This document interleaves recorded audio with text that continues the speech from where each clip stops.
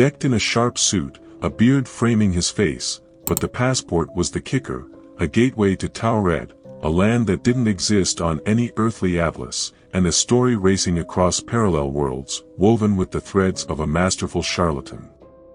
On a scorching July day in 1954, a man disembarked at Haneda Airport in Tokyo. He appeared utterly ordinary, a bearded Caucasian in a suit, possibly conversant in French, and possessing a decent grasp of Japanese. Nothing particularly noteworthy happened, until he presented his passport. While the document seemed valid, it bore a peculiar detail: it was issued by the non-existent country of Taured, a realm unknown to Earth, at least according to the immigration officers at Haneda Airport. When confronted about this discrepancy, the man's frustration grew evident, and he vehemently asserted the existence of Taured, asserting its nearly millennium-long history. When shown a map and prompted to identify his homeland, the man reportedly pointed to Andorra, nestled between Spain and France, growing visibly agitated and bewildered. Why, he wondered, was his native Taured conspicuously absent from this cartographic representation? It should have been there, a fixture for a full millennium.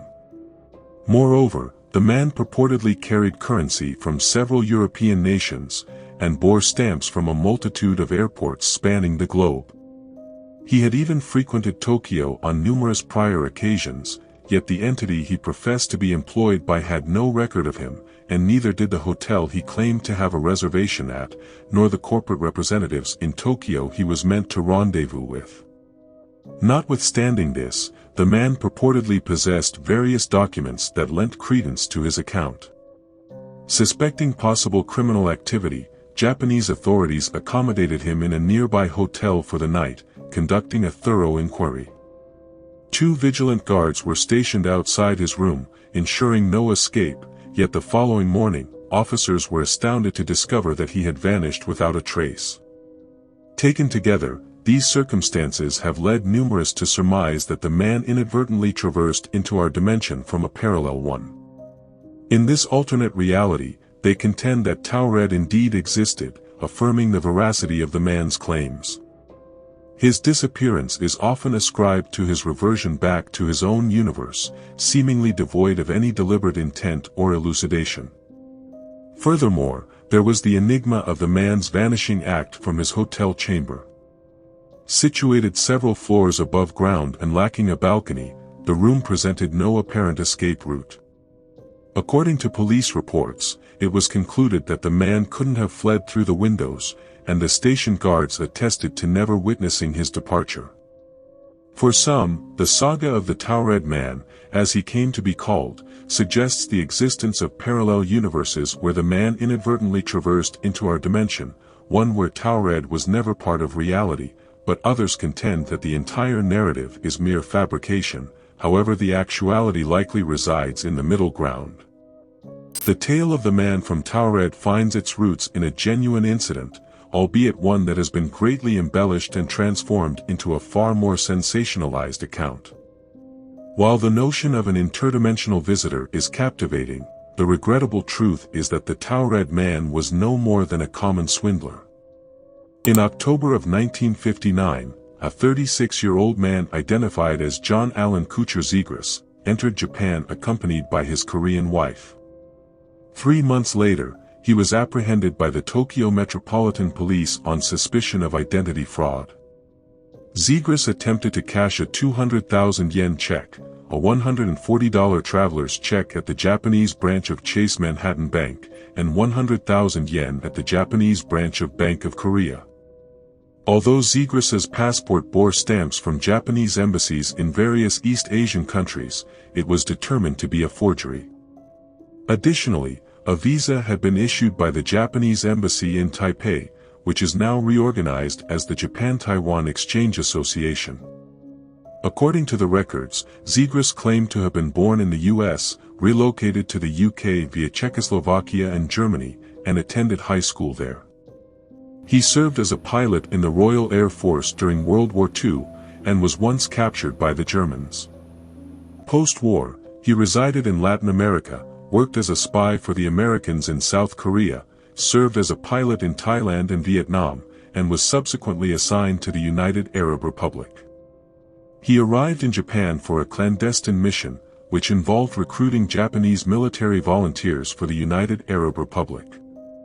However, upon verification with the mentioned countries, it was determined that the information was entirely unfounded, and the seals in his counterfeit passport were proven to be fraudulent.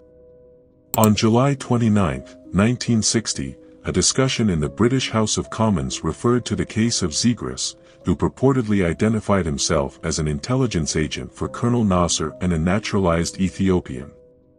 This man, according to the evidence, has indeed traveled all over the world with a very impressive-looking passport. It was written in a language unknown, and it has remained unidentified, although it has been scrutinized for a considerable time by philologists. The House member went on, detailing Zegras' passport as apparently issued in the city of Tamanrasset, the purported capital of the state of Taured, which Zegras insisted was an autonomous entity inhabited by roughly 2 million people, located south of the Sahara. The debate aimed to underscore how easily passports could be falsified. The Vancouver-based newspaper, The Province, also covered Zegras at the time, stating, "Mr. Zegras wanted to travel around the world, and to impress officials, he invented a nation, a capital, and a language. All these he recorded on a passport, which he made himself." The Province referred to Zegras as a casualty of Japanese meticulousness. As per the account, Zegras managed to traverse the globe with surprising success, relying on this counterfeit passport, especially in regions of the Middle East. When individuals raised doubts about his credentials, he encouraged them to peruse a small declaration imprinted beneath Taured's national symbol, which bore the cryptic phrase, "that holds no meaning in any known language." It was only when Zegras attempted to enter Tokyo that his passport underwent a comprehensive examination, revealing inconsistencies in his narrative. Japanese authorities examined maps, noting the absence of a state of Taured, and initiated measures to prosecute Zegras. On August 10, 1960, the Tokyo District Court reviewed the case, and sentenced Zegras to 1 year in prison. Following the announcement, he attempted to take his own life by slashing his veins with a shard of glass he had secretly brought into the courtroom. After his release, Zegras was deported from Japan to Hong Kong, from where his entry into the region was recorded, and his wife was likewise deported to South Korea. In the end, the mystery of Taured and its elusive visitor boils down to this: reality often outpaces even the most imaginative tales. As the gavel fell, Zegras' chapter closed, and the Taured man, a legend born of embellishments, found its true finale.